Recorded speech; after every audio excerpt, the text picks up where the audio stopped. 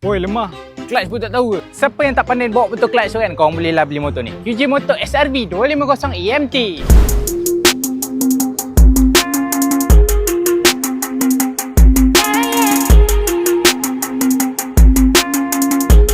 Motor ni dipacukan dengan enjin kapasiti 249cc sehingga membawakan V-twin dengan 4-stroke. Untuk power output motor ni menghasilkan 27.4 horsepower dengan 23 Nm of torque. Top speed dia boleh cecah dalam 140 km/jam. Untuk design was, motor ni digunakan design low slung cruiser.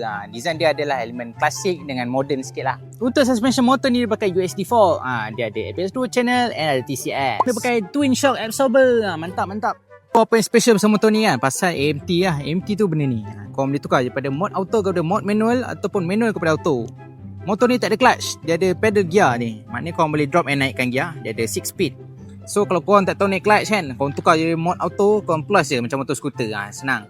So kalau korang berminat dengan QJ Motor SRV 250 AMT ni, korang boleh dapatkan di Bonhua Motor Semenyi. mantap. Betul. PM ataupun korang isi je detail kat bio atas. Ciao.